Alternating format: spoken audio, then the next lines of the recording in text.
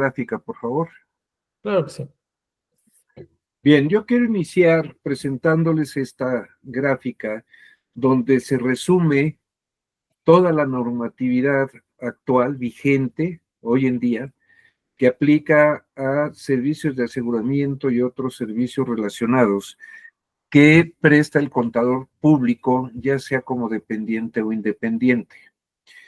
En la gráfica ven ustedes, ¿cómo se las explicaré? Las dos, la segunda y tercera línea, donde se habla de código de ética profesional y normas internacionales de la gestión de calidad, es una normatividad que le aplica a todos los servicios, sean de aseguramiento o no, que practica el contador público. El código de ética es como una especie, es la regla máxima, la norma máxima, que de ahí deriva todo lo demás. Y la norma de gestión de calidad es una norma también que abarca todos los servicios. ¿Por qué? Porque ya desde hace muchos años, cuando tú vas a entregar un servicio o cuando tú vas a comprar un producto, muchas veces te dicen, no, mire, aquí tienes tu etiqueta de control de calidad, que el producto está verificado, etcétera. En el caso de los servicios que presta el contador público, también hay esa regla de que todo trabajo que realiza el contador público de manera independiente e inclusive en algunos casos como dependiente, estén sujetos a una norma de calidad que garantice y no al 100% o que minimice el riesgo de que un trabajo esté mal realizado y el producto final esté mal. Luego está una norma que es el marco de referencia para servicios de aseguramiento, que como verán ustedes, nada más le aplica a los 5 primeros cuadros que están en la penúltima línea, porque hay uno que está fuera de todo este marco, aunque sí le aplican las dos reglas anteriores que hablamos. Y este marco de referencia no es un marco normativo, no establece normas a cumplir, más bien aclara y define qué son los servicios de aseguramiento. Y luego viene ya la normatividad particular para cada tipo de trabajo que realiza el contador. Y aquí hay una cosa muy interesante. Ustedes se dan cuenta que hay un primer cuadro que indica normas emitidas por el IFAC. ¿Qué es el IFAC? El IFAC es un organismo internacional, es una federación internacional de contadores que emiten normas de auditoría o de aseguramiento que son de aplicación internacional. Antes, hace muchos años, cuando yo empecé con mi práctica, las normas las emitía el Instituto Mexicano de Contadores Públicos y no tenía que ver nada con lo de IFAC. Pero a partir del 2005-06, el IFAC se dio la tarea de actualizar toda la normatividad e invitó a todos los colegios o institutos de cada país a que estaban adheridos y que formaban parte de este organismo, a que siguieran esa normatividad y ya dejaran de emitir su propia normatividad. De esta manera, hoy aquí en México tenemos 2 emisores de normas, dos legisladores, por decirlo de alguna manera. El IFAC, que es el que emite las 3 primeras normas que están en el penúltimo cuadro, normas internacionales de auditoría, norma internacional de auditoría de entidades menos complejas y normas internacionales de aseguramiento de sostenibilidad. Estas son a nivel internacional y cada país las adoptó, no adaptarlas, las adoptó. Y en México ya es muy común, esto sucedió en 2012 más o menos, y ya todo el mundo ya lo ve como de una manera muy natural. Pero hay un grupo de normas, las 3 últimas, normas para atestiguar, normas de revisión y normas para otros servicios relacionados, que si bien el IFAC tiene su propia normatividad respecto de este tipo de trabajos, el Instituto Mexicano de Contadores Públicos no ha tomado la decisión de adoptar esas normas. Seguimos utilizando las normas que el propio instituto, a través de la Comisión de Normas, ha emitido, En las anteriores, en las 3 primeras, ya el instituto no tiene que hacer nada más que hacer las traducción al español, pedir la autorización de esa traducción al IFAC y para adelante. Y en el caso de las del lado derecho, las 3 últimas, ahí sí ya siguen todo un proceso, el instituto y la comisión de normas, para emitir la normatividad correspondiente. No han decidido todavía incorporar o adoptar las internacionales, pero yo pienso que en un futuro no muy lejano las van a tener que adoptar, considerando que muchos organismos, muchas entidades reguladoras, por ejemplo, están pidiendo que toda la normatividad que se aplique para los regulados, las entidades reguladas, bancos, seguros, etcétera, empresas que están en bolsa, se aplique la normatividad internacional. De tal manera que el contador público, cuando le piden un trabajo de los 3 últimos cuadros que le estoy presentando, pues tiene que hacer caso omiso de estas 3 normas y tiene que irse a las normas internacionales. Pero eso se va a tener que ir corrigiendo o adecuando con el tiempo para que tengamos un solo grupo de normas, perdón, un solo emisor de normas que tendría que ser el IFAC. El IFAC, este organismo también hay representación del Instituto Mexicano, o sea, no es que emita las normas y México nada más está esperando a ver qué llega. Hay gente del instituto que forma parte de algunas comisiones del IFAC y están al tanto de qué es lo que está pasando. Bueno, este es lo que les voy a presentar en qué consiste de manera muy general cada una de estas normas. El meterme al detalle o el que nos metiéramos al detalle en cada uno de estos componentes, yo creo que no nos alcanza el tiempo ni en un año, porque es demasiada la información que hay. Yo calculo que de toda esta normatividad, pues se juntan fácilmente 3, 4 mil páginas y no son sencillas de asimilar. Bien, ustedes se preguntarán, normatividad aplicable a servicios de aseguramiento, aunque aquí en México y el IFAC también utiliza el término normas de auditoría y aseguramiento, aunque auditoría es un servicio de aseguramiento, pero como siempre se ha manejado el tema de auditoría, tal vez porque es el servicio que más presta el contador público independiente, se respetó en la normatividad, en el libro de normas, el término auditoría y aseguramiento, pero la auditoría es un servicio de aseguramiento también. Ahora ustedes se preguntarán, ¿qué es un servicio de aseguramiento? Aquí tengo la definición que trae el libro de normas y nos dice que es un trabajo en el cual un profesional le hace, en este caso, contador público independiente, como somos nosotros, expresa una conclusión que tiene como propósito incrementar el grado de confianza de los usuarios de la información que está sujeta a revisión por ese profesional con respecto a ciertos criterios que se establecen previamente. ¿A qué me refiero con eso? Si un banco le pide al cliente, a la empresa, que le mande sus estados financieros para efectos de otorgamiento de crédito, de vigilancia del crédito, la administración de la compañía y el contador los prepara y se los manda al banco, dirá el banquero, bueno, ¿y esto será cierto? No estarán amañados los estados financieros, porque hay mucho de esto aquí en el ámbito de los negocios. Y entonces dice, vamos a pedirle a la compañía que contrate un experto, un auditor, para que revise esa información, me dé su opinión o su conclusión, que la acompañe a los estados financieros que me están entregando, y entonces yo ya tengo más confianza en esa información, ya tengo más tranquilidad, porque si la misma empresa es la que prepara y entrega, y si hay errores, ya sea que sean intencionales o errores no intencionales, pues no es lo mismo que si va un tercero independiente, revisa todo eso y le da su visto bueno. Y ese es un servicio de aseguramiento, es asegurar que la información de cualquier tipo que sea contable o financiera se le entregue a un tercero, vaya con ese valor agregado. Ese valor agregado que es que ya la vio un tercero independiente que no tiene ningún compromiso, interés, en lograr nada con esa información y con el banco, da su visto bueno, da su conclusión y ya me lo entregan. Eso es lo que es un servicio de aseguramiento. Y de hecho, la auditoría de estados financieros es un servicio de aseguramiento. Y ustedes saben muy bien que todas las empresas que cotizan en bolsa, todas, sin excepción, se les exige a las empresas que entreguen un dictamen de un contador público independiente. ¿Por qué? Porque le agrega valor a esa información.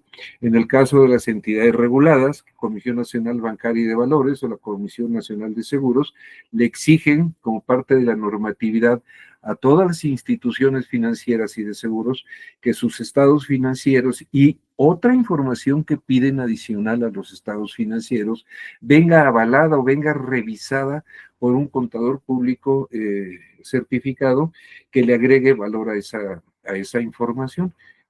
En el caso del gobierno, el gobierno federal, el gobierno de los estados o municipios que también piden auditoría de información, sobre todo la cuestión presupuestal, también piden que esa información venga revisada por un tercero independiente.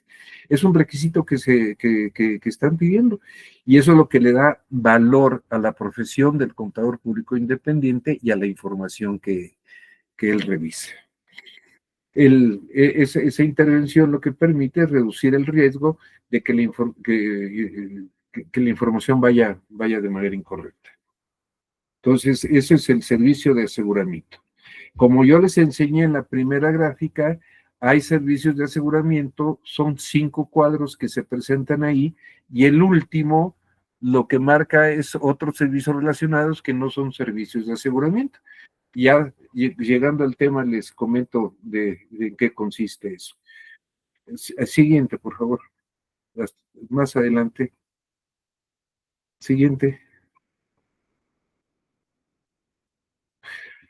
Vamos a repasar rápidamente el código de ética. El código de ética, ¿qué es lo que pretende? El código de ética establece las normas éticas profesionales mínimas que debe observar un contador público que practique la profesión de contador en México, en cumplimiento con su responsabilidad de servir al interés público. En el caso del Instituto Mexicano de Contadores Públicos y del Colegio de Contadores Públicos, todos los contadores que están afiliados tanto al colegio como al instituto, sean dependientes o independientes, me refiero a que trabajen para una empresa de manera interna, o independientes como son los despachos de auditoría, tienen que observar lo establecido en este código de ética, que es el marco rector del cómo debe comportarse en el desempeño del trabajo y en en los informes que proporciona el contador público, qué tiene que observar.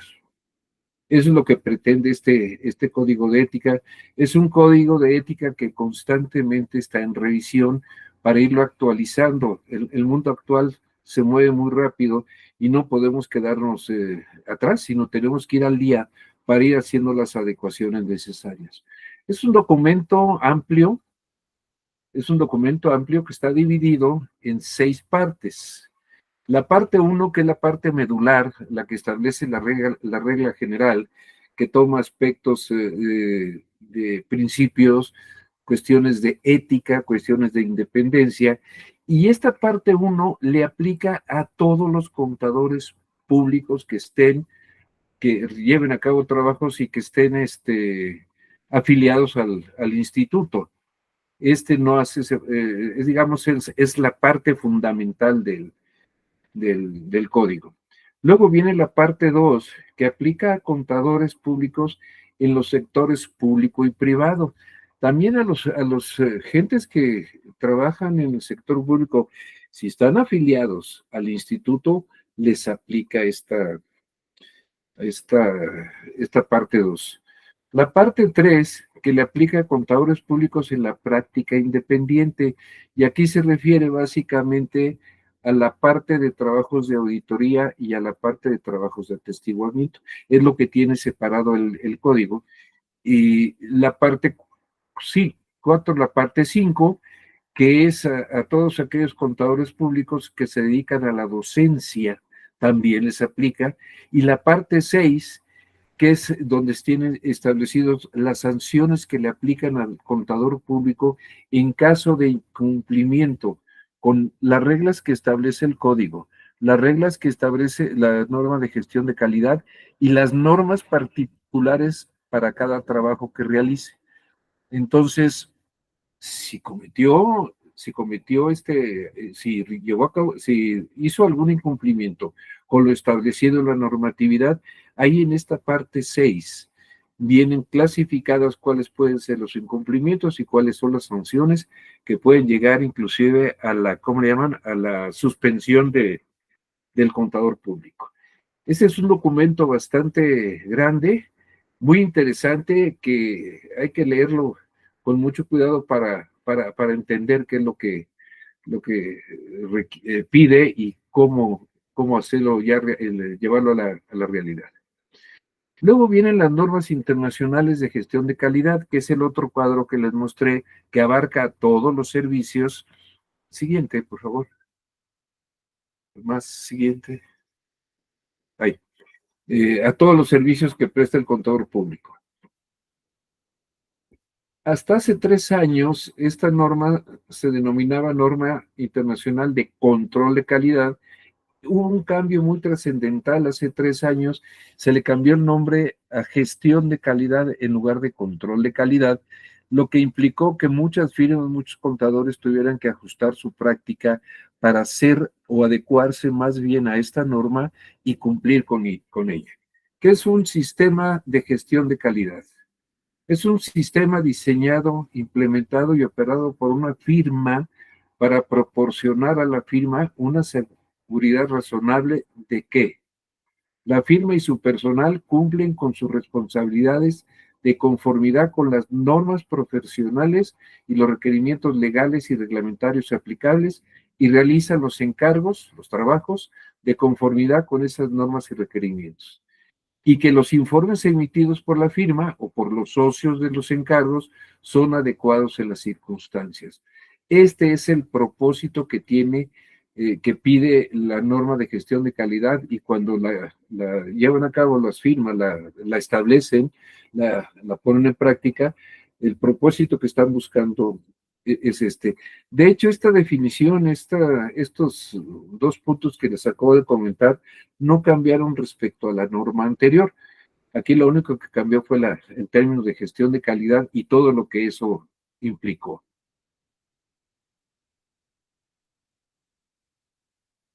Esta norma es aplicable a todas las firmas de auditoría que realizan auditorías o revisiones de estados financieros u otros encargos de aseguramiento de servicios relacionados.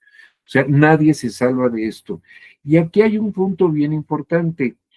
Muchos contadores en la práctica, que son firmas muy pequeñas o que son firmas de una persona o 3 personas, piensan que ni el código ni esta norma les es aplicable. Pues no, así sea una firma de una sola persona o sea una firma de 10,000 o 3,000 o 5,000 o 500 personas, la regla le sigue aplicando a ambos, porque va dirigida a proteger la información que avala la información que revisa el contador público. Entonces, por el hecho de ser una firma pequeña, dice, no, a mí no me va a aplicar, no, te tiene que aplicar, pues no, si no te sales dentro del compromiso que tú tienes con la sociedad, con las empresas y con el mismo instituto que es el que marca las reglas. Y aquí lo dice en esta definición, de que vienen en los mismos normas. Firma de auditoría es un profesional ejerciente individual o una sociedad, corporación o cualquier otra entidad de profesionales de la contabilidad o su equivalente en el sector público. Si le pasamos a la siguiente, por favor. O sea, nadie se salva de esto. Hay muchas firmas pequeñas, insisto, son 2 o 3 personas quienes la integran y llevan a cabo trabajos de dictámenes fiscales, por ejemplo, dictámenes para cumplimiento de la ley del Infonavit, la del Seguro Social, pues les aplica tanto el código como esta norma, no se salvan de esto. El sistema de gestión de calidad lo integra o está integrado por 8 componentes y cada uno tiene su objetivo, tiene su razón de ser. El primer componente, yo creo que es el más importante, es el que se refiere a gobierno y liderazgo. ¿Qué quiere decir esto? Que se tienen que establecer reglas, políticas, procedimientos para normar y vigilar que los niveles más altos de una firma, de un despacho, estén comprometidos con la calidad de los servicios que prestan. Si la cabeza no acepta, no cumple con esto, pues lo más seguro es que la gente que está hacia abajo no lo vayan a hacer. Entonces, la base para el logro para lograr un buen resultado de los trabajos y del cumplimiento con la norma de calidad es que los socios directores, los socios o los empleados de mayor nivel dentro de una firma estén conscientes de que existe esta normatividad y que la cumplen ellos mismos y provocan que todo el personal que está bajo su responsabilidad cumplan con estas normas. Luego viene otro componente que es el que se refiere a recursos, y aquí me quiero referir a recursos humanos, financieros, tecnológicos.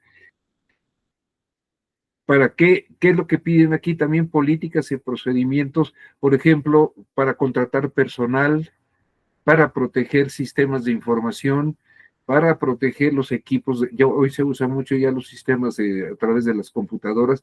Se establecen reglas para qué, para que le den seguridad nuevamente a la información que manejan de terceros y al resultado del trabajo. Luego viene el otro componente que es sistema de información y comunicación. Aquí lo que pide el sistema de la gestión de la calidad es establecer reglas políticas para efectos de transmitirle a todo el personal dentro de una firma, desde que entra, desde que es contratado, cómo le transmite todas las políticas, procedimientos, reglas, cuestiones de ética, de independencia al personal que labora dentro del despacho, porque pueden existir las normas, pero si no se las haces llegar de alguna manera al personal, pues nunca van a saber qué es lo que tienen que cumplir. Entonces, ese es otro de los componentes importantes. Valoración de riesgos, que este es un cambio con respecto a la norma anterior. Ahora le piden a las firmas, antes no les pedían que hicieran una evaluación de los riesgos que corría la firma al realizar un trabajo. Y ahora les piden que hagan, para diseñar el sistema, para establecer el sistema, que hagan una valoración de los riesgos a la que está expuesta la firma. Una firma grande, por ejemplo, que audita compañías que están en bolsa, que audita empresas del sector financiero, asegurador o del gobierno mismo, tiene riesgos muy altos. ¿Por qué? Porque la información es pública, está expuesto. Un auditor que dictamina para efectos fiscales una empresa pequeña, pero que está obligada porque el dueño de la empresa quiso que se dictaminara, su riesgo es menor. Hay un riesgo, pero no es el mismo que tiene la firma grande. Bueno, pues lo que pide esta norma, que cada firma del tamaño que sea, así sea de una sola persona, o sean 1,000, 2,000, 3,000 gentes, tiene que entrar a un proceso de valoración de los riesgos a los que está expuesta. Ya una vez identificados esos riesgos, ¿qué es lo que tiene que hacer? Establecer los controles necesarios para que esos riesgos no se materialicen y luego dar cumplimiento a los procedimientos que se establezcan para efectos de no minimizar esos riesgos. Luego viene otro componente que es de ética e independencia. Ese está muy ligado con el código de ética. Y aquí también se establecen reglas, procedimientos, políticas que debe establecer la firma para efectos de cumplir con esos temas de ética, independencia y todo lo demás que le pide el código de ética. Luego viene otro componente que se refiere a la aceptación o continuación. ¿A qué se refiere esto? Uno ya tiene un cliente, le ha estado auditando sus estados financieros o prestándole servicios de manera recurrente, pero la norma pide, cada año tienes que hacer una evaluación si es conveniente seguir con este cliente o no, porque puede haber algún riesgo que surja por ahí o se hayan dado cuenta de algo, que digan, caray, nos convendrá o no nos convendrá. Claro, todo eso sigue un proceso. Y también para la aceptación de clientes. No porque llegue un cliente, quiero que me hagan una auditoría, ¿cuánto me cobras? Pues sí, pero déjame ver con quién ¿cómo se llama?, a casar. Yo no te conozco. ¿Cuáles son tus antecedentes? ¿Qué tipo de compañía es? ¿Quién conforma tu consejo de administración? En fin, es un tema que va en beneficio del despacho, y para no correr riesgos de que si le llega algún cliente que hace malos negocios o que es defraudador y él no se da cuenta, lo acepta y luego a ver cómo te lo quitas de encima, o le das información que puede estar equivocada o manipulada, y entonces el auditor se mete en un problema muy serio. Entonces también se tiene que dictar políticas, procedimientos para evaluar desde que llega un cliente a tocar la puerta, o aunque sea un cliente recurrente, si nos conviene seguir con ese cliente o si nos conviene contratar a ese cliente. No todos los clientes es conveniente que los tome uno. Luego, otro punto muy importante en la aceptación o continuación: tengo el personal necesario, preparado, con la calificación necesaria para efectos de desempeñar el trabajo que me están pidiendo, o el tipo de empresa que me está pidiendo el encargo. Eso también se tiene que evaluar. Si no tengo personal, no tengo el suficiente personal para atender a este cliente, o la gente con la experiencia necesaria para llevar a cabo el trabajo, pues en teoría no lo debo de aceptar. Pues si no sé cómo hacerlo, pues cómo voy a aceptar un trabajo. Y aquí se tienen que establecer reglas muy, muy precisas. Desde luego todo el mundo quiere trabajo, quiere ganar dinero, pero también a veces se corren riesgos muy, muy altos. Si a veces, habiendo cumplido con todo esto, habiendo hecho las evaluaciones, a veces nos llevamos sorpresas de que la compañía fue un fracaso, la compañía era defraudadora, se dedicaban, ya hace poco hubo un caso de una financiera que defraudó 6,000 millones de pesos a los ahorradores, y una empresa que estaba dictaminada. ¿Qué pasó ahí? Pues yo no lo sé, pero sí es un tema muy, muy delicado. Luego viene el componente de desempeño en el encargo. También se establecen reglas y políticas de cómo debemos llevar a cabo el trabajo. Hay una norma específica que le aplica a cada trabajo en específico, pero esta regla, les digo, es general y incluye esta parte del encargo. Ya veremos más adelante dónde está la otra norma. Y luego el monitoreo. El monitoreo no es más que la vigilancia de que el sistema de gestión de calidad esté operando, y esté operando bien. No nada más que esté operando. Bueno, ya está operando, sí está trabajando, pero está trabajando bien el sistema, se están cumpliendo los objetivos, se están minimizando los riesgos, los productos que está entregando el despacho son de calidad. Eso es lo que pretende este monitoreo. Generalmente se hace de manera anual, pero sí requiere ¿cómo se llama?, sus políticas y procedimientos para llevar a cabo todo esto. Siguiente, por favor. Respecto a la gestión de calidad, existen 3 normas.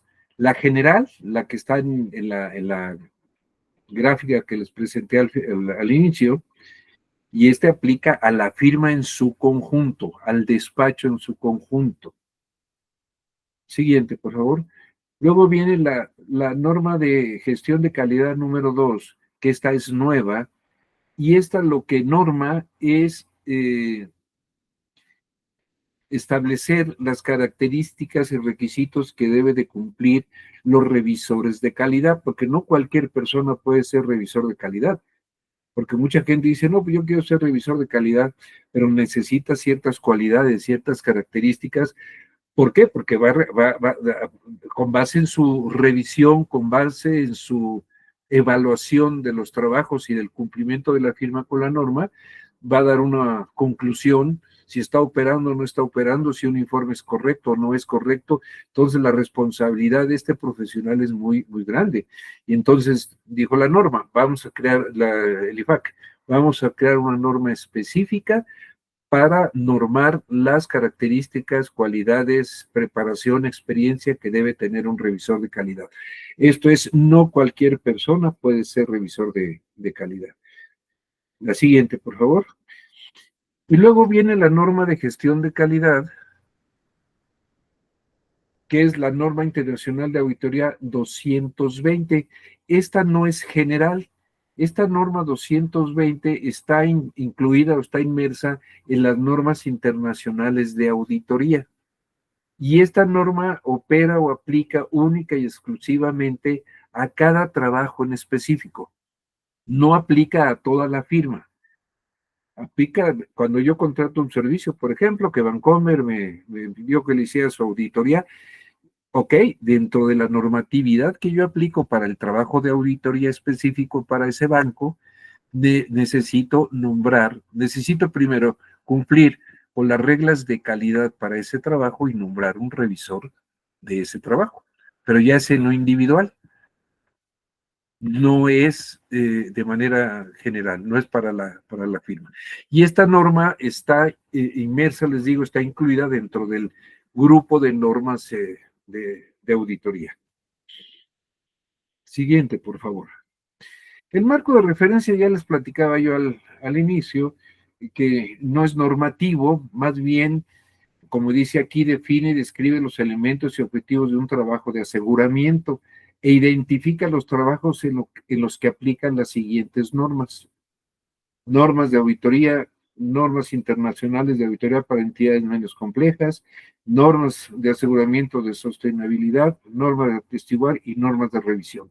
Y este documento hace referencia a cada uno de estos tipos de trabajo, hace definiciones, conceptos, requisitos que debe reunirse para que un trabajo se le pueda considerar como un trabajo de aseguramiento, pero no es normativo, no es normativo, es un documento de apoyo, pero hay que voltearlo a ver para ver si cuando conseguimos o nos llega algún trabajo, si estoy cumpliendo estoy observando pues lo que me está pidiendo el marco de referencia.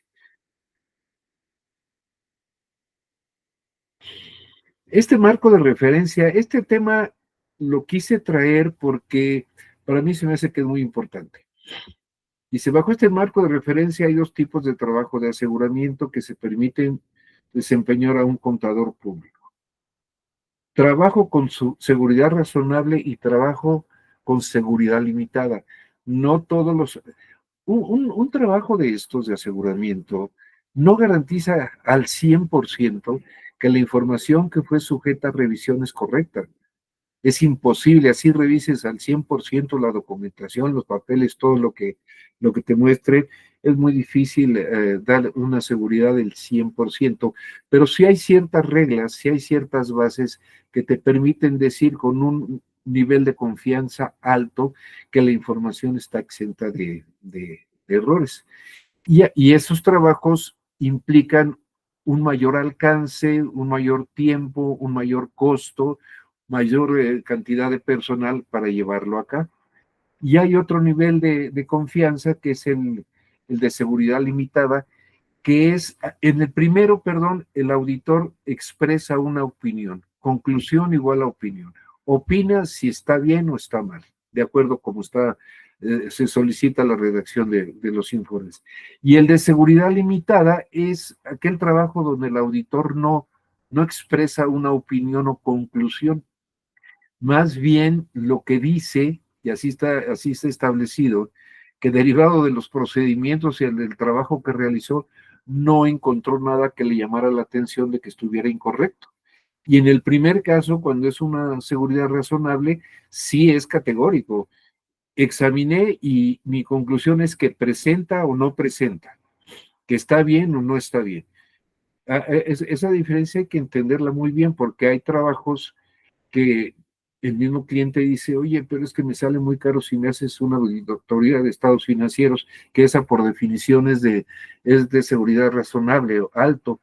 Dice, bueno, te puedo hacer una revisión limitada de tu información o te puedo revisar nada más que cumpla con ciertas reglas contables que me estás indicando, pero no te voy a hacer una auditoría completa. Aplica ciertos procedimientos y su conclusión es en ese sentido. Ya hice todo este trabajo, ya revisé todo esto y nada me indica que esté mal. Ahora, si hay errores o hay problemas, ahí mismo se está él exculpando, ¿no? Dice, no, pues yo no, como no hice una auditoría de estados financieros completa, pues no sé, si la información es correcta o no. Esos son los niveles de confianza que establece el marco de referencia. Siguiente, por favor. Luego nos vamos a las normas internacionales de auditoría, que es el trabajo que más se le solicita a los despachos de contadores públicos. En el caso de México, esta norma aplica a información financiera histórica. Generalmente, tú revisas lo que ya pasó, no futureas. A eso se refiere y aplica única y exclusivamente a un juego completo de estados financieros, a un estado financiero individual o a alguna cuenta de los estados financieros. Es a lo que se refiere. Y es esta normatividad, cuando vas a llevar a cabo este trabajo, lo vamos a ver adelante, tienes que cumplir con todo lo que te piden las normas individuales que están establecidas, que son como 40, por ahí, más o menos. Estas normas, como yo les explicaba al principio, México, el Instituto Mexicano de Contadores Públicos, a través de la Comisión de Normas, anteriormente emitía su propia normatividad. Yo he sido miembro de esa comisión por más de 10, 25 años. Y en 2012 decidió el instituto, después de pláticas y análisis y todo eso, adoptar las normas internacionales de auditoría en 2012. Por eso el juego de normas que les voy a presentar a continuación son de reciente creación. En 2009 empezaron a generarse. Las anteriores quedaron fuera, ya esos ya no se toman en consideración, pues ahora tomamos las internacionales, pero esto parte a partir del año 2012. Ustedes saben muy bien, como decía yo hace rato, los niveles de seguridad, el propósito de una auditoría de estados financieros o de un estado financiero individual o de cuentas es aumentar el grado de confianza de los usuarios de los estados financieros. Siempre nos vamos a referir que es aumentar el nivel de confianza de los usuarios. Aquí hay que considerar que, porque a veces las empresas piensan que es uno corresponsable con la información contenida en sus estados financieros. Aquí hay que entender que el que prepara la información financiera, quien lleva la contabilidad, quien es responsable de todo lo que está consignado ahí, es la administración de una entidad. El auditor no es responsable de esa información. Y muchas veces los empresarios, las administraciones piensan que es uno corresponsable. No, yo soy responsable del informe que yo emito derivado de la revisión de esa información. Y eso debe quedar muy claro para poder llevar a cabo una auditoría. Lo que yo les decía al principio, cuando aceptas o continúas con un cliente, pues si no quiere entender esto, no puedes aceptar el trabajo. Y luego se comenta aquí que la auditoría se conduce con la premisa de que la administración reconoce y entiende las responsabilidades fundamentales para la realización de esta de acuerdo con las normas. ¿A qué se refiere este punto? Que tú, cuando un cliente te llama y te pide un servicio de auditoría, me voy a referir más a la auditoría, que es el servicio que más se presta, debes explicarle al prospecto de cliente de que tú estás sujeto a una normatividad, que tienes un código de ética, una norma de calidad y normas específicas para llevar a cabo la auditoría de estados financieros, y lo debe de entender. Y en la carta propuesta que se le presenta al prospecto de cliente, donde él pone su firma y acepta las condiciones del trabajo, debe quedar consignado esto, para que entienda bien cuál es la responsabilidad y el alcance del trabajo del auditor y cuál es la responsabilidad de la administración, porque la administración está todos los días procesando, haciendo, y si quiere hacer marrullerías ahí en su información financiera, pues las va a hacer, y el auditor, él viene bajo ciertas técnicas, prácticas que lleva a cabo, revisa selectivamente la información y con base en ello llega a una conclusión. Entonces estás en desventaja, tú no conoces todo lo que está pasando adentro. Entonces ahí le tienes que decir al prospecto de cliente, esta es tu responsabilidad. Si no lo entiendes, si no lo aceptas, con permiso, no puedo hacer el trabajo. Este punto, siguiente, por favor. Es cuestión contable, más bien ustedes que ya llevaron contabilidad saben que existen las normas de información financiera, también las normas de información internacionales normas internacionales de información financiera, y ese es el marco con el cual se va a juzgar la corrección, la razonabilidad de los estados financieros, de la revisión que vaya a llevar a cabo el auditor. Yo voy a revisar una cuenta, digo, bueno, ¿y cómo voy a llegar a la conclusión si es correcto o no es correcto lo que están haciendo la administración para efectos del tratamiento contable de esto? Bueno, pues tienes un marco de referencia que se llama normas de información financiera. Entonces, siempre que estás evaluando, siempre que estás revisando una cuenta, debes tener en mente qué pide la norma de información financiera. Entonces aquí ya se complica más porque necesitas conocer toda la normatividad de auditoría y también necesitas conocer muy bien las normas de información financiera. Es algo de veras, no es complejo, pero sí es muy pesado todo esto. Aquí también quisiera hacer porque luego ha habido problemas con los clientes por esto.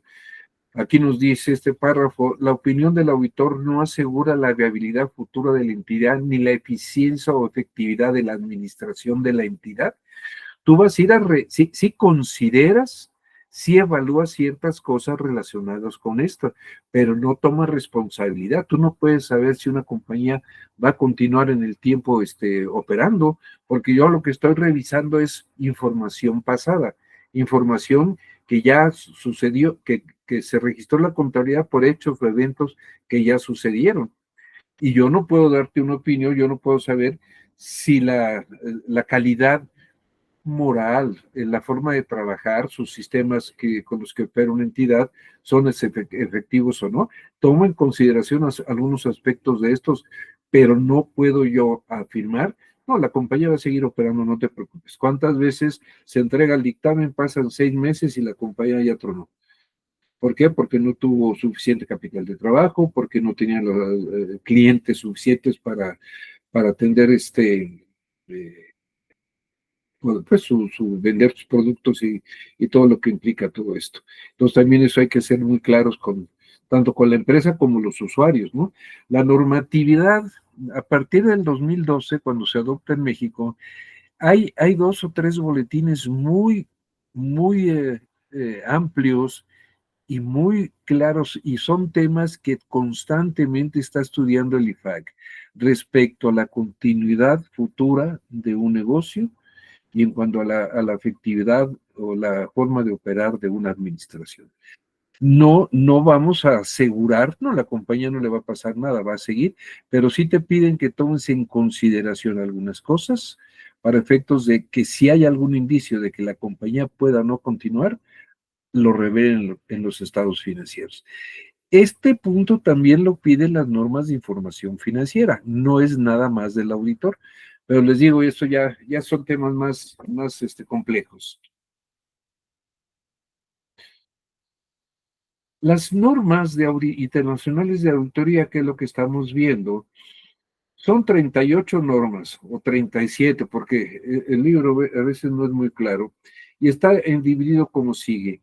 De la norma internacional 200 a la 299, se refiere a los principios generales y responsabilidades del auditor.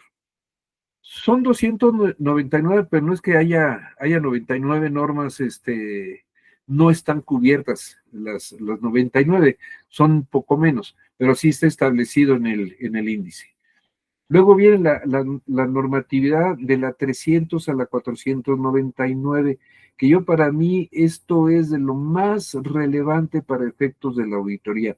Aquí está la esencia de la auditoría, porque implica evaluar los riesgos a los que está expuesta la información financiera y desde luego el auditor para efectos de planear su trabajo y cuál es la respuesta que da el auditor a los riesgos evaluados.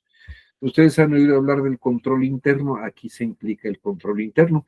Y es un proceso pesado, es un proceso que se requiere mucha experiencia para poder calificar o evaluar los riesgos a los que está expuesta la información. Y sobre todo, ya los evalué, ahora qué es lo que voy a hacer.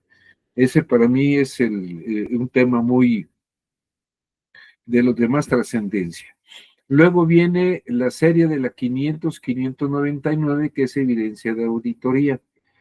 Este también, sin hacer menos al anterior, es un tema muy importante y donde la mayoría de las firmas caen en incumplimientos, evidencia de auditoría.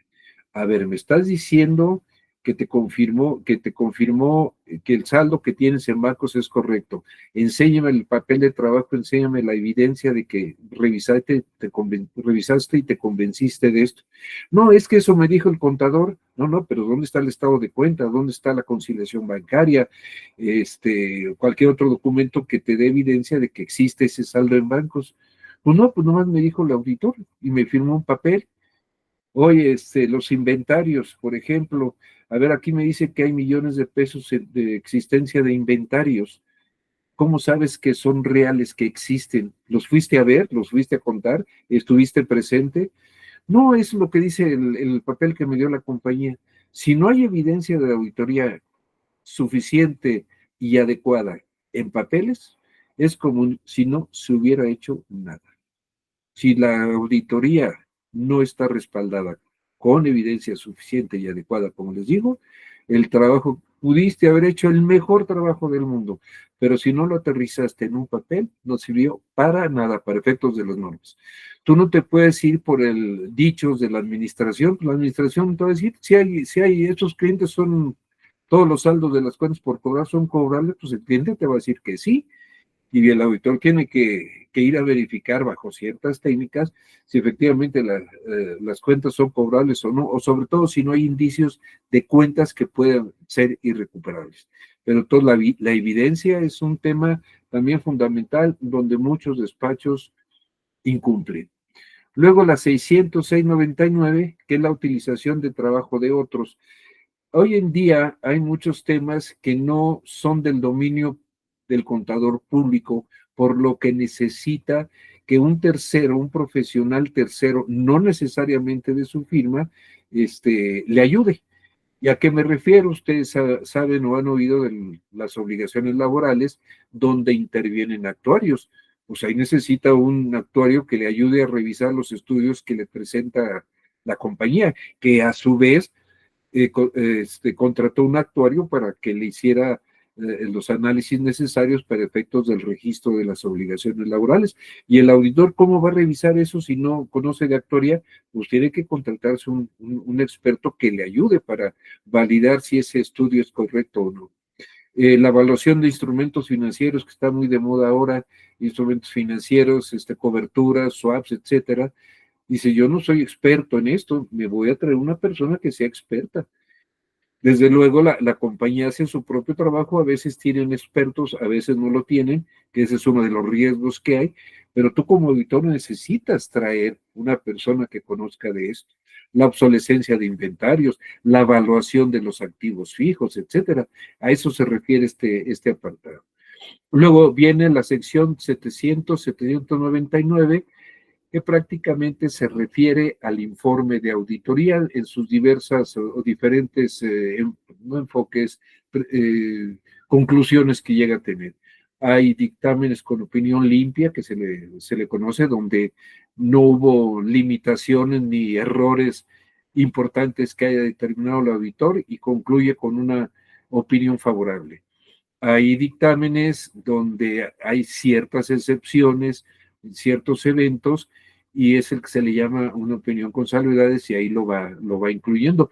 O cuestiones que no pudo revisar el auditor por lo que haya sido, porque llegó tarde, o fue contratado tarde, o porque las condiciones no permitían, eso era una cosa muy elaborada, pues ahí en el informe de auditoría tendrá que poner todo esto. Y luego viene la sección 800-899, que se refiere a áreas especializadas. De hecho, es lo mismo que la 700. La diferencia estriba básicamente en el marco de referencia contable. Y eso habría que verlo en las normas, porque es todo un tema. Hay marcos de presentación razonable y marcos de cumplimiento.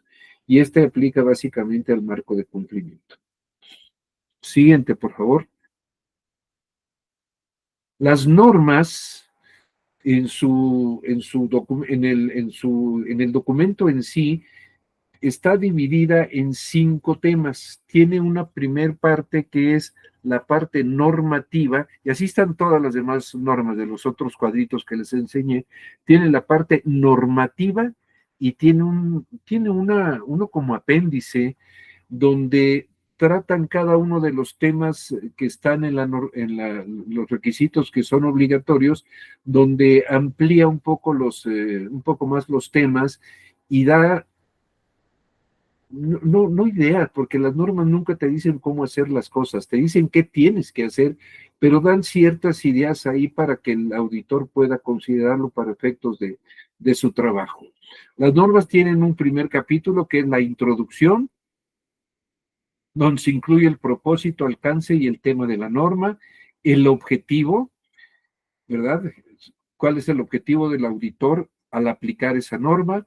Definiciones muy específicas de esa norma, aunque hay un glosario de términos al inicio de la normatividad, pero aquí ponen las definiciones específicas, requisitos que debe cumplir el auditor, y aquí les marqué esta parte en amarillo, porque la normatividad siempre pide que siempre indica el auditor deberá, nunca dice puede o podría, es deberá, es mandatorio, esto es lo que tienes que hacer. Cómo lo hagas ya es tu problema, pero tienes que hacer esto.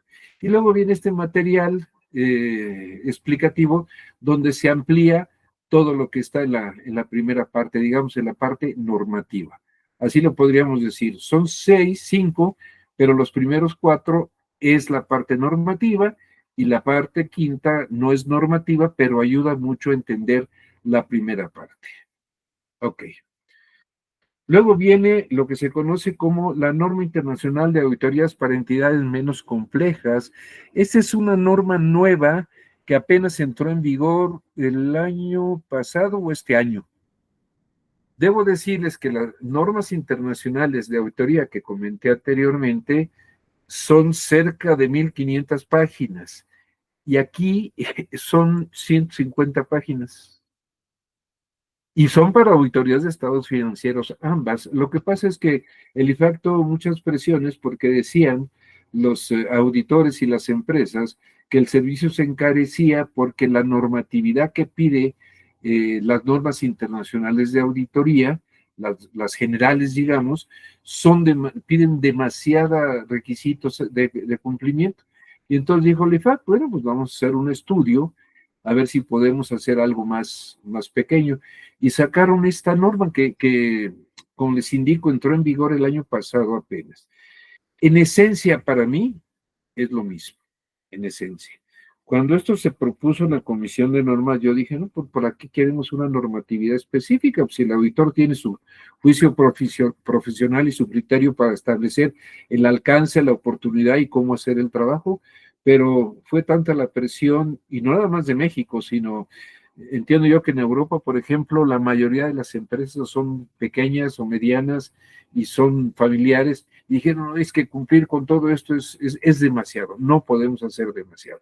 Y entonces pusieron a trabajar y sacaron esta norma que insisto, para mí lo más difícil al aplicar esta norma es definir a qué tipo de entidad le aplica. Si ustedes ven el título, dice de auditoría para entidades menos complejas. ¿Qué es una entidad menos compleja? Desde ahí, llegar a esa conclusión, llegar a definir esta es una entidad menos compleja y por lo tanto le aplico esta normatividad, yo lo veo que es complicado y eso lo tiene que hacer gente con mucha experiencia. No se lo puedes dejar a cualquier persona. Muchas gentes van a decir, y antes se manejaban así las cosas. No, es que esta empresa vende 10 millones de pesos, es muy chiquita, no es compleja, pero puede ser que una empresa que venda 10 millones de pesos a la luz de esta norma puede ser más compleja que una empresa que factura 1,000 millones de pesos. Una que se dedica nada más al arrendamiento, sus únicos ingresos son los arrendamientos, pues no es muy complejo revisar eso ni ver eso. Pero la compañía que factura 10 millones de pesos a lo mejor tiene miles de productos y tiene complejidades para hacerlos, determinar los costos y todo eso, pues eso lo hace complejo. A lo mejor es muy pequeña, pero la hace compleja. Entonces, para mí el tema más delicado es definir qué es una entidad menos compleja. Las normas, por cosa lógica y por definición, no te dan, y te dan ciertos parámetros, pero no te dicen cómo hacer las cosas. Entonces esto queda a juicio del auditor. Y donde te equivoques, o trabajas de más o trabajas de menos. Pero si alguien te revisa y tú defines una entidad como menos compleja y resulta que es normal, o sea, compleja, pues ya el trabajo y el tipo de informe que se emitió, pues ya no sirvió. Y sigue los mismos propósitos y objetivos que las normas de auditoría generales, ver que los estados financieros estén exentos de errores, que cumple con el marco de referencia contable, etcétera. De aquí yo quisiera rescatar, siguiente, por favor. Ahí está bien. Yo les marqué, les indiqué hace rato que en el cuadro que vimos de las 38 normas de las 1,500 páginas, todo lo que hay que saber y leer para entender esa normatividad y saberla aplicar. Esta norma de 150 páginas está dividida en 10 puntos, 10 temas, pero yo sigo insistiendo, en esencia es lo mismo. Tal vez es trabajar menos o trabajar más. Desde luego, quien aplica esta norma no le aplican las normas de auditoría generales, porque si te vas y te metes para algún tema en especial a la norma general, entonces ya no fue menos compleja, te tienes que quitar la norma esta y te tienes que aplicar la norma general. Es complicado, la aplicación práctica se me hace que es complicado. Muchos despachos, cuando se estaba platicando de esta norma, decían, no, pues ya la hicimos, ya no vamos a trabajar tanto. Esta compañía es chica, factura poco ingreso, tiene pocos clientes o tiene muchos clientes, en fin, y no es por ahí, no es la cantidad lo que establece la complejidad, sino más bien el tipo de operación, el tipo de marco contable que aplica. Una compañía pequeña que tenga instrumentos financieros o que tenga que hacer estimaciones muy especiales para las provisiones de pasivo, digamos, pues, y son complejos, así sea una empresa pequeña, pues la tienes que calificar como, no la puedes calificar como menos compleja. E insisto, hay una compañía que facture mucho, a lo mejor sus procesos contables, su sistema de sistemas de información, de TI, todo eso, son sencillos, puedes aplicar esta norma. Esto para mí es el tema más, más trascendental, cómo establecer si una entidad es menos compleja. Pero también tiene excepciones. Por norma, esta normatividad no le aplica a una entidad que cotiza en bolsa independientemente del tamaño o complejidad de la misma. Cuando la ley o regulación prohíbe el uso de esta norma, yo les voy a decir que en el caso del gobierno, las auditorías por norma caen dentro de la norma general. ¿Por qué? Porque por la naturaleza y la característica del trabajo, no te puedes ir a hacer la calificación de menos compleja. Ya el simple hecho de ser una entidad gubernamental, de manejar los presupuestos, en fin, todo lo que ustedes conocen de esto, la hace compleja. Y por definición, dice la norma, esta no califica. Una empresa que cotiza en bolsa, tienes que irte a la norma general. Si la entidad pertenece a una de las siguientes clases, si es una institución financiera, aquí dice una entidad cuya principal función es la captación de depósitos del público, por muy sencilla que sea esa compañía, no califica como menos compleja. Una entidad en la que una de sus funciones principales, adelante por favor, sea el proporcionar servicios de seguros, ¿cómo se llama? Al público, una aseguradora tampoco califica. En fin, hay reglas muy bien definidas qué entidades no pueden, para el auditor no puede usar esta norma pequeña de entidades menos complejas. Por definición cae en la norma general. Eso hay que tener mucho cuidado porque muchos piensan que es que es una financiera pequeña, es una SOFOM o no sé cómo se llaman, vamos a aplicar esta norma. No, señor, por norma está prohibido todo esto. Las auditorías de grupo, etcétera. Y aquí nos dan algunas ideas o características más bien que se pueden tomar en consideración para calificar a una entidad como menos compleja. La naturaleza de la función financiera. Y aquí nos va diciendo a qué se refiere este punto. La entidad tiene una función financiera centralizada que incluye actividades centralizadas relacionadas con información financiera. Hay pocos empleados involucrados en funciones de información financiera. Tecnología de la información, si su software, sus sistemas son comprados, son locales, qué tan complejo es todo su proceso operativo y cómo cae a la contabilidad. La aplicación del marco de información financiera, qué tanto tiene que hacer estimaciones en sus estados financieros. Son ideas muy generales, pero puede haber muchas otras consideraciones que se tienen que tomar en cuenta para efectos de poder llegar a la conclusión si la entidad es menos compleja o no. Y luego les comento rápido, hay otras normas que son básicamente cuatro cuadritos, dos, tres, cuatro cuadritos de los de la gráfica. Las dos primeras que ya vimos son las de auditoría. Esta norma, que no la voy a mencionar porque todavía está en proceso, no es vigente en México, es una normatividad nueva que tiene que ver con el aseguramiento de la sustentabilidad y se refiere a todos los cumplimientos que tienen que hacer las empresas, las entidades, para cumplir con la regulación ambiental sobre todo. Ya ven que ahora está muy de moda la cuestión del cambio climático y los desechos industriales y todo eso. Y hay normatividad.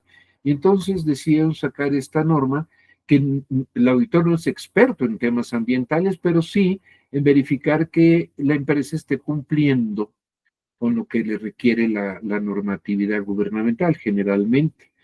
Aquí se apoyan mucho de terceros expertos, porque el contador por sí pues, no es experto en esto. Luego está la norma de revisión. Esta norma de revisión es un servicio de aseguramiento. En comparación con una auditoría completa de estados financieros, lo que pasa que la norma de revisión que va enfocada a estados financieros también, los alcances y el tipo de procedimientos que aplica el auditor son diferentes y no tiene que hacer tanto trabajo. Aquí en este tipo de revisiones, el auditor no puede concluir que la información es correcta o está presentada razonablemente, etcétera, sino que tiene que decir lo que yo les comentaba al principio, que con base en los procedimientos aplicados o en la revisión que realizó, nada llamó su atención que fuera indicativo de que está mal la información financiera, lo que se conoce como una aseveración negativa. Luego está la norma 9020, la revisión de información financiera intermedia. Esto se usa mucho en las empresas que cotizan en bolsa, que creo que por ley,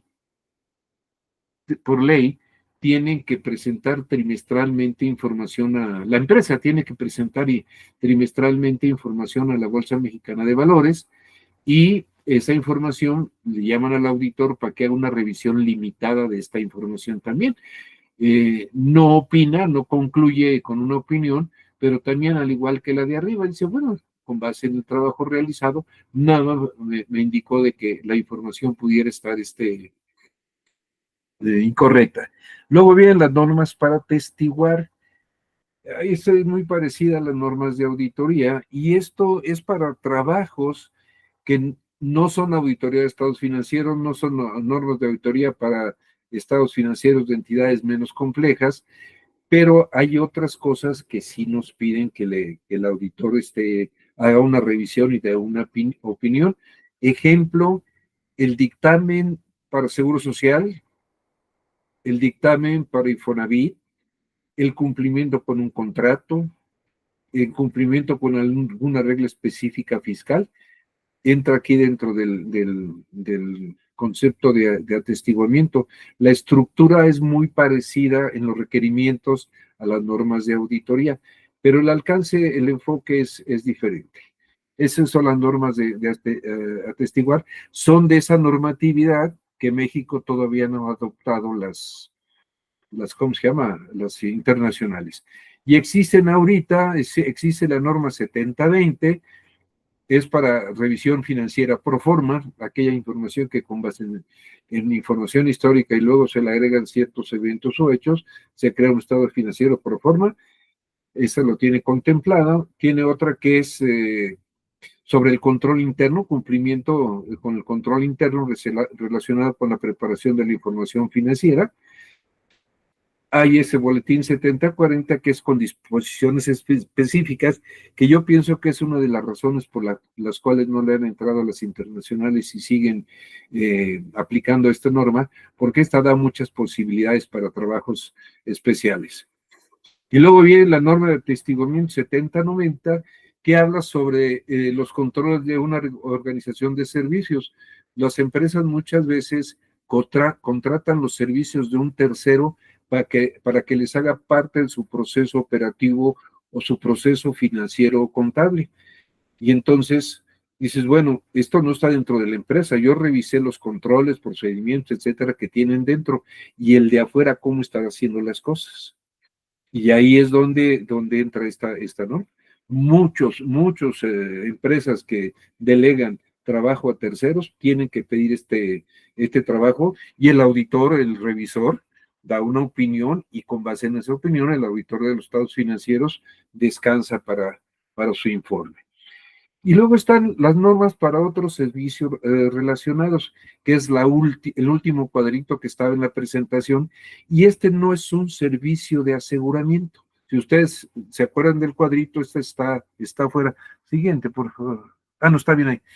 Este no está dentro del cuadrito. Sí le aplican las normas del código de ética, las normas de calidad, etcétera, pero son servicios donde generalmente el cliente le llama al auditor y le dice, oye, quiero que me revises eh, la existencia de mis inventarios y su valoración, pero, me aplicas nada más estos procedimientos, no quiero que me apliques más procedimientos. Y entonces ya la responsabilidad del alcance y el tipo de procedimientos que va a realizar el auditor no quedan en el auditor, sino queda en el cliente, la empresa que lo contrata. Básicamente, pues esa es la normatividad de una manera muy rápida. Se las he presentado, pero cada tema, cada punto en especial requiere de un estudio, de un análisis para efectos de llevarla a cabo. No es nada sencillo. Si además tomamos en cuenta que el auditor debe conocer sobre normas de información financiera, sobre la contabilidad de seguros, que es muy especializada, la contabilidad bancaria, que es muy especializada, la contabilidad gubernamental, entonces es un cúmulo de información que el auditor tiene que tener en mente para poder llevar a cabo un trabajo. Por eso es muy importante que cuando va a contratar un trabajo, analice si tiene los recursos necesarios para cumplir con ese trabajo. Y luego si te piden, no, que yo quiero normas internacionales de información financiera, o que los americanos piden sus propias reglas contables, y a eso agréguenle la parte legal, ¿a qué me refiero? La auditoría para efectos fiscales, la auditoría para Infonavit, regulaciones específicas hoy en día que está de moda el lavado de dinero, pues el auditor tiene que estar atento a todo esto. No se lo va a aprender todo, pero al menos debe saber qué le va a aplicar y dónde tiene que ir a buscar, y cómo puede cumplir con esa responsabilidad. Pues yo por mi parte es todo, señores, muchas gracias. Muchas gracias, contador. Gerardo. Yo, Eh, Gracias por su valiosa ponencia. Pues vamos a pasar ahora a la ronda de preguntas. Tenemos aquí el chat en YouTube, los comentarios del público, y vamos a, pues, a compartirlas con usted para que pueda contestar las preguntas del público. Muchas gracias, Ale. Muchas gracias que contador Roberto.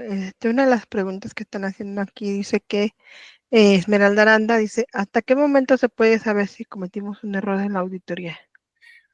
bueno, yo siempre he pensado, de toda mi vida profesional, eh, bueno, están los sistemas de calidad, que esos, su enfoque es, su intención es prevenir, pero hasta que no surge un escándalo, hasta que no viene Hacienda y revisa el dictamen fiscal, o hasta que hay un escándalo que el valor de las acciones bajó porque había un error importante en los estados financieros, o porque hubo un fraude y sale a la luz, ahí es, o con la misma administración descubre que alguno de sus empleados hizo algo malo y afectó la información financiera, pues antes no es posible, no es posible conocerlo. Entonces, si nunca te revisan el dictamen del auditor ni el informe y nunca salen a la luz problemas, pues es muy difícil. Por eso están establecidas las reglas del código de ética y de la norma de gestión de calidad que son preventivas. Bueno, uno es obligatoria para el desempeño de tu trabajo y la otra, el sistema de gestión de calidad es algo, diría yo, es preventivo. Es que eso es antes de, sobre todo la norma 220, esa se debe cumplir antes de que el informe sea entregado al cliente. Y esto causa muchos problemas internos porque nadie quiere ser revisado. Un contador que hizo el trabajo le va a revisar el otro contador y luego le detecta algo. Son broncas, son pleitos muy fuertes. Pero la única manera es cuando surge algo del mismo consejo, diga, oiga, a mí esto no me suena aquí, ¿por qué el auditor no lo vio? Y luego son broncas duras para el auditor, ¿eh? Porque si hay quien les reclama al auditor y les meten demandas, pero solamente yo pienso que la mayoría de los casos es cuando surge algo después de que entregaste el informe. Oye, aquí hay un problema y no lo vio el auditor o no lo vimos nosotros. Pero así, que pueda ser una cuestión constante, no lo veo que sea así. Ok, muchas gracias, contador. Otra pregunta más para ya cerrar. Si un contador público está protegido legalmente si está inscrito en el Instituto Mexicano de Contadores? No es que esté protegido legalmente, porque arriba de esta normatividad que les estuve comentando es una normatividad hecha en casa. ¿A qué me refiero? La profesión es autorregulada. O sea, estas normas no emanan de una ley. Hay cuestiones legales que sí le aplican al contador público, pero en la cuestión de normatividad, no. La única seguridad o lo único que le puede proteger al auditor, al contador, es que haga las cosas bien y que cumpla con la normatividad. Eso, y que meta gente que tenga experiencia, que tenga los elementos, los recursos humanos, tecnológicos para hacer bien el trabajo. Aquí les debo decir una cosa, el Instituto Mexicano de Contadores Públicos tiene una comisión que se dedica a analizar y vigilar la aplicación correcta de la norma de calidad. Existe una comisión y cada año seleccionan firmas y van y hacen las revisiones en las firmas.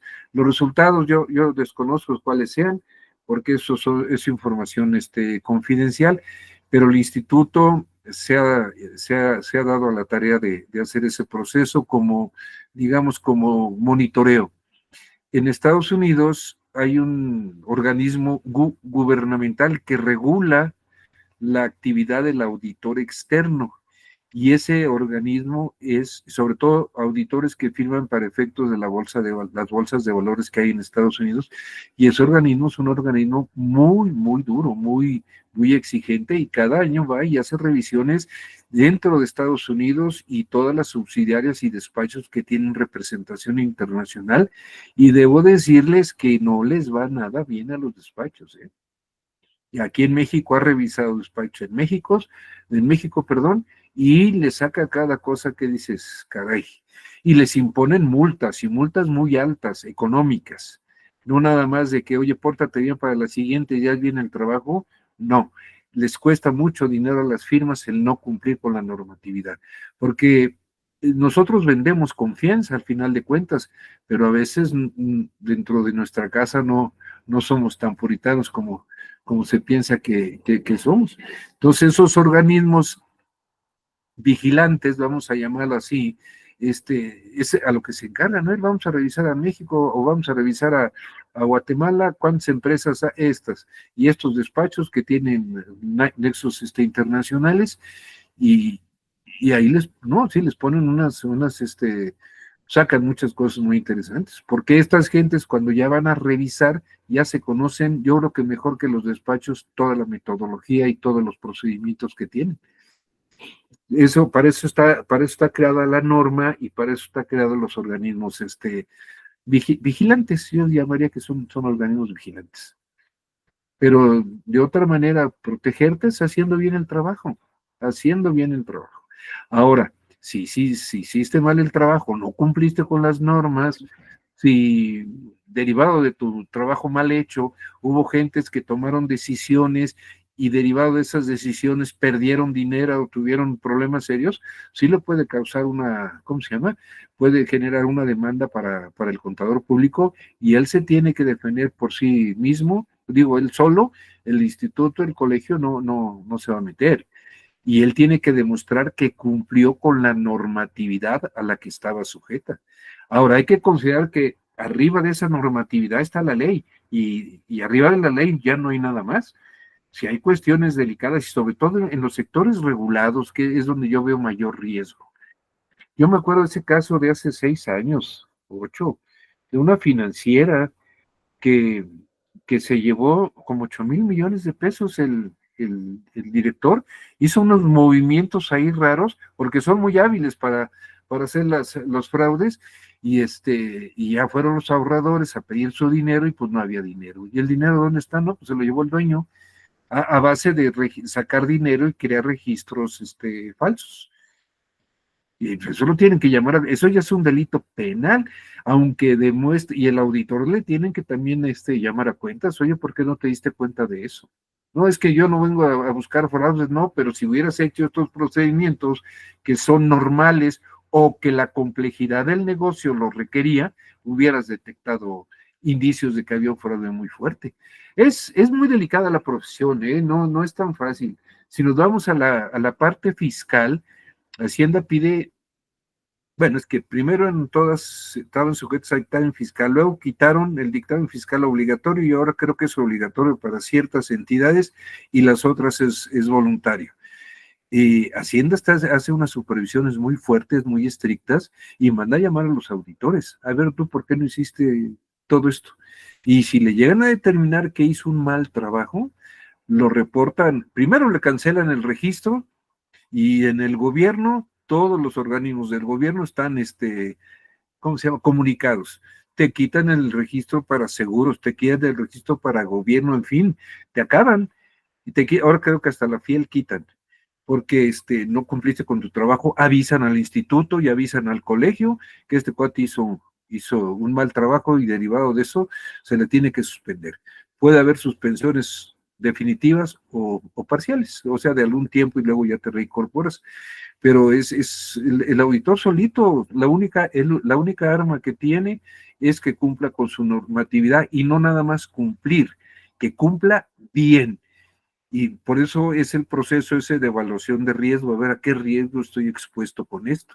Si me enredo con una compañía que los dueños son mafiosos y yo podía haber llegado a detectar esto y me involucro, pues ya estuvo que ya más no funcionó. No, es delicado el trabajo que se hace, ¿eh? Por eso hay tanta normatividad. Cansa, sí cansa, pero es en beneficio del propio auditor y en beneficio del cliente al que tú le prestas el servicio, y más que al cliente, al usuario, al banquero, a los inversionistas en la bolsa, el mismo gobierno con la aprobación del presupuesto anual, etcétera. Es interesante, pero mucha gente no lo quiere entender. Y ahí va. Perdón.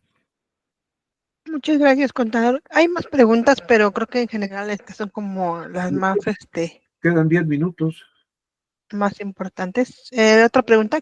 ¿Hacemos otra pregunta? Sí, bueno, Ok. Dice, ¿es posible que el auditor opine sobre establecer sistemas de control si la empresa no cuenta con ellos? a ver otra vez. Dice, ¿es posible que el auditor opine sobre establecer sistemas de control de la empresa si la empresa no encuentra con ellos? No, si no cuenta, ¿qué vas a opinar? Pues no hay.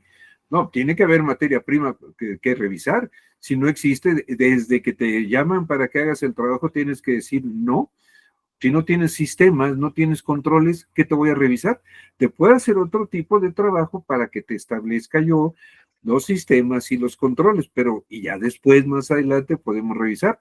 Pero si no los tienes, no puedes hacer nada. No hay materia prima, pues. Ok, muy bien. Muchas gracias. Ok. Otra pregunta, ¿puedes aplicar a una empresa matriz las NIAs y a una de sus subsidiarias las menos complejas? Ahí hay un tema que se refiere a las auditorías de grupo. Se tienen que cumplir ciertos requisitos. En México, a ver, acá hay una cosa muy interesante. Las empresas que consolidan, siempre hay un auditor principal que es el que dictamina la holding o la dueña de las acciones de las subsidiarias. Así lo conocemos generalmente como el auditor principal. Y hay muchos trabajos que se hacen, sobre todo a nivel internacional, donde, por ejemplo, una subsidiaria de un banco que va a consolidar con el banco principal que está en España, eh, el auditor que dictamina en España le pide al auditor mexicano, oye, quiero que revises la subsidiaria que está en México, pero nada más quiero que veas estos puntos. ¿Por qué? Porque la planeación y el trabajo que hace España es a nivel mundial, a nivel global, y, y va seleccionando de acuerdo con sus evaluaciones de riesgo en España, en la holding, va decidiendo qué subsidiarias pueden ser de alto riesgo o qué áreas de los estados financieros le interesan para efectos de la consolidación. Ahora, en México se hace eso sobre todo para reportar al extranjero, pero en México piden mucho el dictamen estatutario para accionistas o el dictamen para efectos fiscales y a partir de ahí tienes que hacer una auditoría completa. Aunque sea la subsidiaria pequeña, si vas a dar una opinión, si vas a dar un informe oficialmente, tienes que hacer una auditoría completa. Aunque para el consolidado manejes otros límites. Ok, muy bien, muchas gracias. Bueno, Otra preguntita, la última pregunta, y para concluir, dice, como contadores, ¿podemos hacer un aviso ante el SAT sobre malas prácticas de una empresa? yo pienso que no, ¿eh? Lo único que puedes, yo no soy experto en cuestiones